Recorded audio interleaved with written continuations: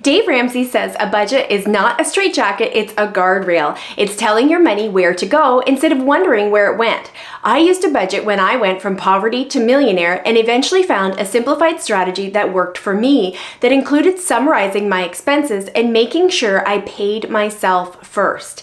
A budget can be a great tool if you find a strategy that works for your personality and brain. Welcome to Mainstream Millionaires, where we're making millionaires the new normal. Today I'm going to give you a couple of different strategies for creating and using a budget based on your situation and personality. First, I'll share with you the proper way to use a budget, and then I'll give you a cheater's version if you're more like me and need things to go quick and to the point.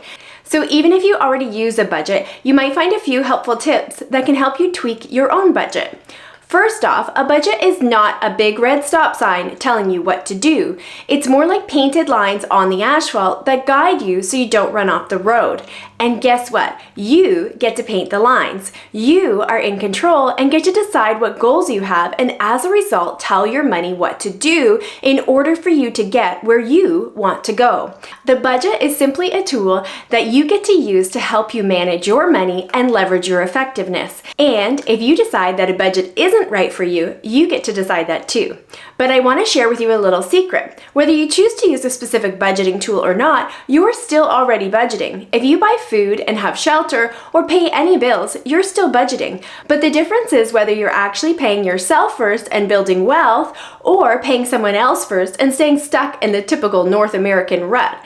I want to pay myself first and stop prioritizing everyone else, and I bet you do too. So I encourage you to try out a budget for at least 3 months and see if you can get farther ahead in your finances with it. The key to any budget is to know why you are using one. My reason was that I didn't want to be poor anymore. For me, it simply was survival in the very beginning and trying to claw my way out of the ditch I was in. Once I started to get some traction, my reason became to build wealth and provide the best future I can for my darling little munchkins. You might have a reason similar to me or something else. Maybe it's to save for retirement, kids' college, get out of debt, buy your first home, or simply get control of your money.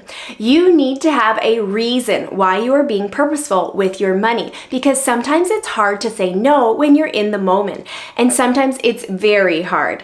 My journey from poverty to millionaire was a challenging one, and I needed to have the grit and resilience to tough it out.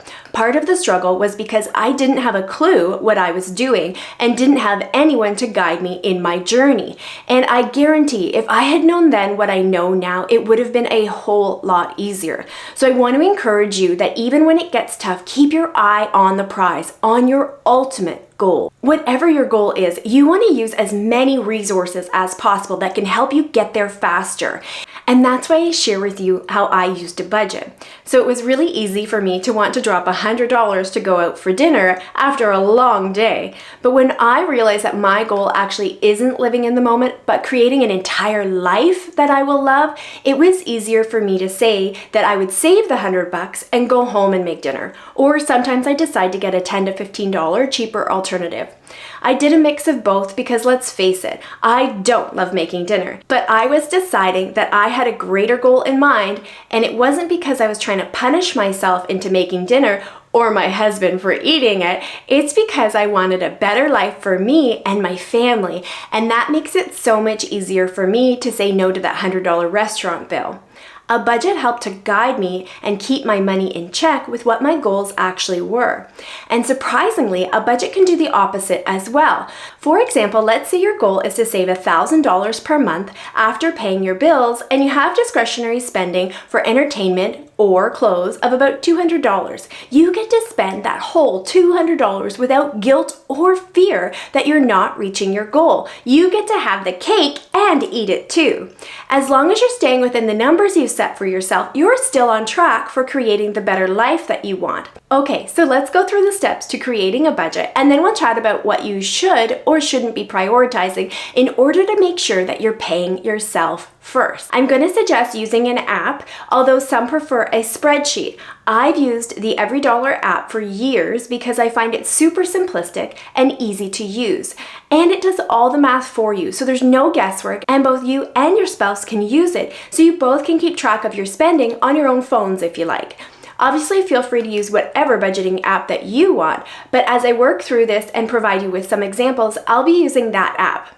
Step 1 is listing all of your income for the month. This includes regular paychecks, pensions, spousal support, child tax credits, investment income, side hustle money, etc., etc. Any money that is coming in needs to be listed.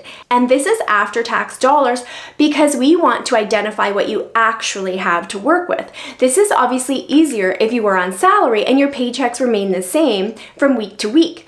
But if you're hourly, you can look at the last 4 paychecks and use an average amount for planning purposes, and then you can make an adjustment later.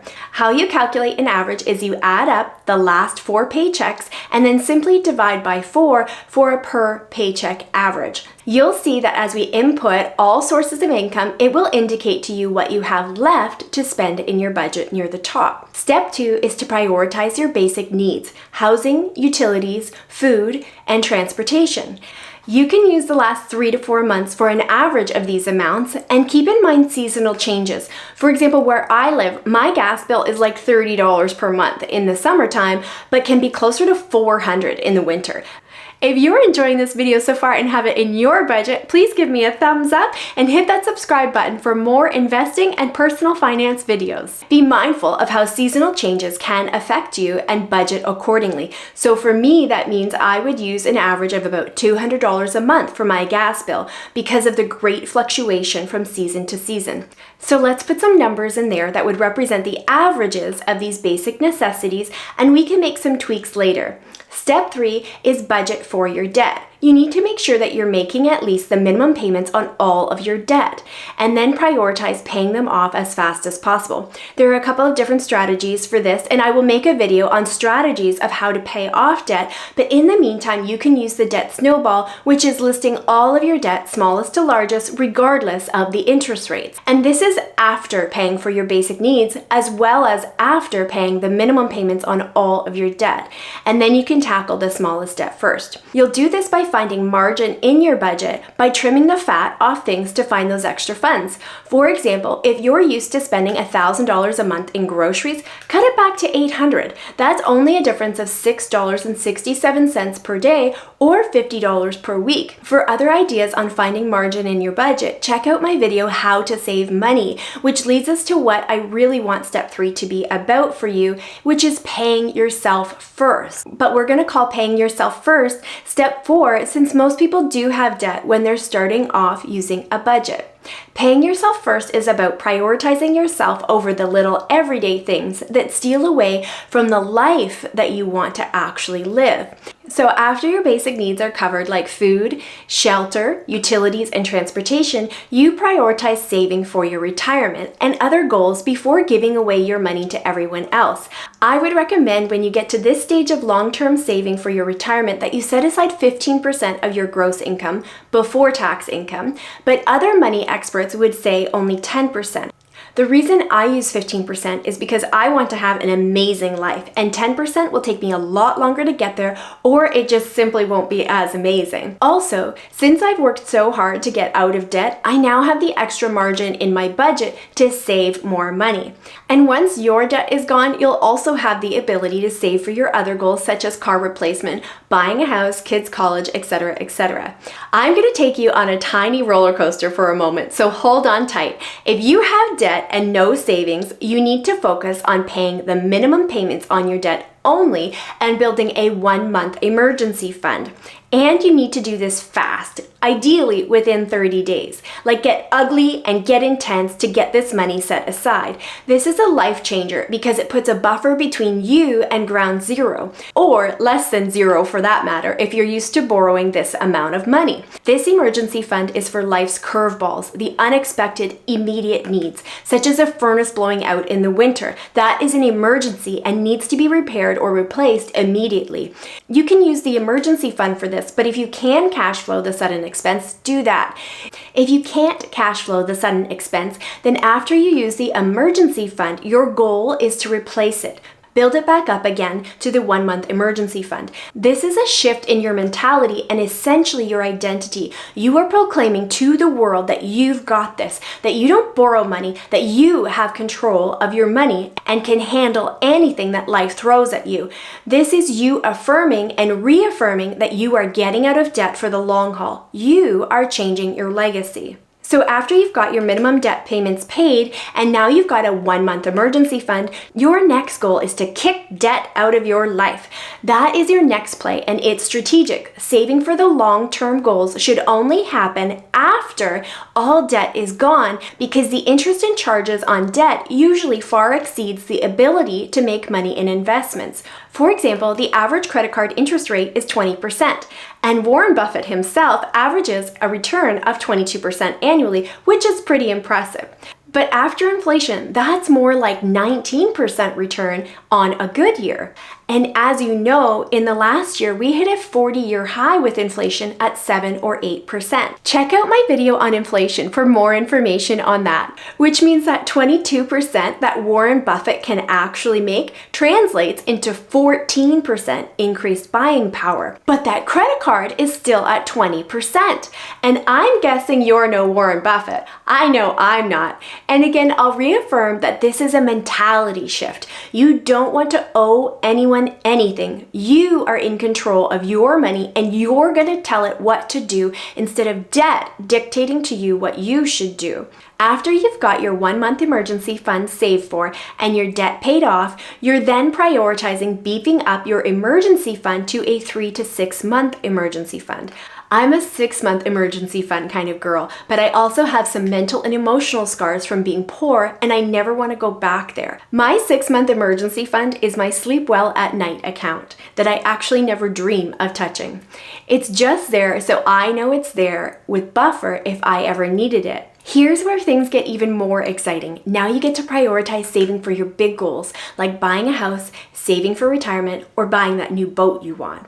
Okay, so again, the concept of paying yourself first is making sure you prioritize your life and your savings over menial spending that doesn't accomplish any of your dreams or goals. It's making sure you are setting money aside for your future, for your life goals. It's probably going to be hard work, but you are worth it and you can do it. In fact, you must, because no one else is going to do it for you. Keep your eye on your reason for newfound freedom. It was hard getting out of my situation, but it would be even harder to still be stuck there and feel like I had no hope. I am grateful that I clawed my way out and can tell you that it was worth the sacrifices along the way. So do it. Okay, roller coaster's over. So this leads us to step 5, and that is to account for expenses that happen either every month or every 2 to 3 months, etc. Like if you get your hair done every 2 months, you should still have money set aside every month for your hair. Money for clothes, for example, is the same. If you buy clothes every month or every 3 months, you still need a category for it in your monthly budget. Car maintenance is the same. Set aside a budget for oil changes or new tires, etc., that you might need for your car each month. Make sure you have categories for things like gifts and Christmas, charitable donations, and even a category called miscellaneous expenses for the unexpected things. The area of your discretionary spending is where you're going to start to trim the fat and find margin. You want to find what you can live without or live with less of to make sure you're getting to that all-important place of paying yourself first. Check on my video, How to Save Money, for ideas on where you can cut and find margin. You can be hardcore and cut everything that is not part of your basic needs and get a side hustle bringing in extra income. This is like ripping off the band-aid and just getting her done, and this is also the best way to get to a point where your money is making money for you and taking advantage of Warren Buffett's magic sauce, compound interest. You can go at it hard for even a year or 2, or maybe even longer than that if you've got the grit and determination. Or you can go at it 80% or 50% of the way. For example, if you usually spend $100 on restaurants every month, you can take 80% of that budget and put it towards paying yourself first, but still leave yourself around 20% or $20. That way you can still find a little bit of reward along the way, and if that's what your mind needs to keep going, then do it. You can also set yourself a dollar amount, like $200 per month, for expenses that are outside of your basic needs, and put the rest towards paying yourself first. Another concept would be to take a percentage or dollar amount from your extra income that you bring in from a side hustle or working overtime and using that for your expenses outside of your needs. For example, if I make an extra $200 every week from a side hustle, I'm going to give myself 25% of that $200, in other words, $50, to put towards anything else I want. That also means if I make extra money that week, like $300, I could still take 25%, which is now $75, and use that as my fun money. It's incentive, kind of like rewarding yourself for bringing in extra income, and you get to decide what works best for you. That's my favorite way of doing it. You get to decide what works for you and what is realistic for you to maintain and what kind of reward system you would benefit from the most. I was more hardcore until I got to a point that I felt like I could loosen up. And part of that came when I started to earn extra income through rentals. Again, you get to decide what works for you. And I want to encourage you that if you screw up, or when you screw up, and spend too much money on something in a month, don't give up on yourself. It was an oopsie. You're still on the plan. You're still tackling your goals. You just simply had a slip up or forgot to budget for something, or heck, life threw a curveball at you, as it so frequently does. That doesn't mean that you failed or that you can't do this or are off your plan. It was simply a part of your journey in a long marathon race to win with your money. I had to develop so much resilience during my journey, but simply tried to minimize the stumbles and got back up each time to keep moving forward. So moving forward to step 6, which is make sure that every dollar is accounted for. Every dollar that comes in has a job to do. Instead of just floating around or disappearing on you, as it so can easily do, you are assigning your money a task and telling it what to do, and then you're following up to make sure it happens. There may be some tweaking along the way, like for example, you had an unpaid sick day, so your paycheck ends up being $200 short. This means you need to adjust your budget to account for that loss of $200. Or even better, you brought in extra money through a side hustle, so you'll adjust your budget here too.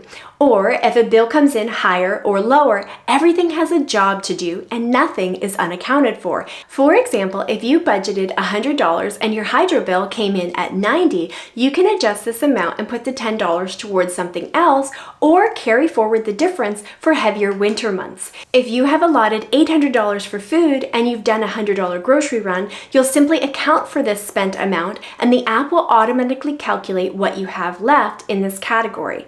At the end of the month, you can either carry forward the difference or adjust the total and give the difference a job to do. Also, you want to account for anticipated expenses like annual insurance premiums, heavy winter bills, or Christmas gifts, or whatever else you can think of that is not a regular monthly expense that needs to be accounted for in your budget. Like I shared earlier about my gas bill being $30 in the summer, but $400 in the winter. So I'm going to budget $200 a month for this and carry forward any difference I may have in my budget, knowing that this will be required in the future. Or if I didn't spend my $50 on clothes this month and I want to carry that forward to next month so I can spend $100 guilt-free on clothes next month, I can do that too. As you can see, a budget is a zero-sum game. It doesn't mean that there's $0 in your checking account. You are carrying forward items that you are budgeting for in the future. You are saving money for your future expenses. As you're tracking your expenses, there are a couple of ways that you can do this. You can either list every receipt and expenditure if you have that kind of detail-oriented brain, or you can just total them up into 1 or 2 entries if you're more into the big picture. For example, I can either list that I spent $25, $62, and $130 on groceries this week, or just say that I spent $217 on groceries. I'm more of a $217 kind of girl because I really just want an overall picture, and it's less time consuming to do a list with a sum of items rather than list each item. Some people also keep track of their spending moment by moment, others once a day or once a week. I'm more of a once a week kind of girl because I just want a summary and to see where I'm at and tweak if needed. To be honest, I didn't actually enjoy budgeting when I first started, and I think part of that was because I found tracking the individual items to be tedious. Once I switched to doing summary entries instead of individual ones, I actually started to enjoy it and found that it gave me a sense of control and purpose in my earning and savings. It might take a few months to get used to it, but once you do, I'm guessing you'll feel like I did and that you have more control over your money and a better understanding of how you can dictate to it what to do. It's a great tool for paying off debt, saving money, and creating margin, which is why major successful corporations use budgets too. Some people use it to the fullest extent, like itemizing every receipt like we just chatted about, and they'll do this for the rest of their lives once they find out how useful it can be in finding margin. Or, like me, you might actually ease up a little bit on some of the particulars of the budget when you hit a place of financial freedom. And that's more of where I'm at now in my life. I no longer use a budget in the same way I did when I was poor. When I was poor, I was desperate and was buried under the weight of financial stress. Every penny mattered. And I mean every penny. I never bought coffee at a drive-thru, and I didn't even spend money on beverages like alcohol or Diet Coke. I couldn't afford it because I was just trying to survive. So at that point in my life, I needed to account for every penny and worked hard to get out of debt and create margin. At this point in my life, I'm breathing a little easier and I'm not as hardcore anymore because I don't need to be. I say that to encourage you to do what works for you, and that if you don't love a budget, then maybe you just choose to use it as leverage or a tool to help you reach a particular milestone. Do what is realistic and appropriate for you so you stick to and achieve your goals. If I were back in a place where I had debt, I would absolutely be hardcore again in cutting all discretionary spending and accounting for every penny in my budget because it was super effective in finding margin. But now, like I say, I'm much more loose about categorizing my discretionary spending after I make sure my bills are paid and my savings goals are met. For example, if I've got $500 in my discretionary spending every month, I don't care if it goes to clothes or hair or eating out. The category and individual entries are not going to affect the bigger picture of my finances at this point. Also, a little insight that I've learned over the last 15 years in finance, it's super important to be on the same page with your spouse, to work as a team, because if your goals and spending habits don't align, you likely won't meet your goals or the financial freedom that you so desire. I've seen money and debt hidden from spouses numerous times, only for those things to blow up big when the light was shed on what was hidden. I've also seen the devastating confusion when the money manager in the relationship suddenly passes, leaving the other spouse to figure out what was left behind. From my experience, it is more normal for one person in the relationship to manage the money. This, however, can be a problem upon their passing if there's no plan in place for what happens next. It is best if both parties remain actively involved in managing their finances, even if only one spouse physically pays the bills, etc. But both parties remain fully informed and make decisions as a unit. If you decide that only one spouse manages the funds, then I strongly recommend that you write down a complete list of assets, all the things that you own, liabilities, all the things that you owe, income, safety deposit boxes, bank accounts, investments, etc., and a list of bills to be paid in the event of a sudden illness or passing. Adding financial confusion to a tragic or stressful situation can be avoided fairly easily if you take the time to create a list and keep it in a safe place like a safety deposit box or a safe. I have seen so much devastation while a spouse who hasn't touched finances in decades tries to figure out their personal finances while dealing with the tragic heartache of losing a spouse. So please make a list for your spouse, for your family, or whomever. It's a small step that can go a long way upon a sudden illness or loss. I hope you found this video helpful. Please feel free to share in the comments below what is motivating you to use a budget and become wealthy. Freedom, early retirement, leaving a legacy. Also, I'm here for you. So if there's a specific topic that you would like me to cover, please feel free to write it in the comments as well. Remember, a budget is simply a tool that you can have working for you to take control of your money. It's not a stoplight telling you what not to do. It's the painted lines on the asphalt that you drew, reminding you to stay on the road. Thank you for watching, and if you enjoyed this content, please subscribe and give me a thumbs up for more personal finance videos. Again, thanks for your support. Until next time.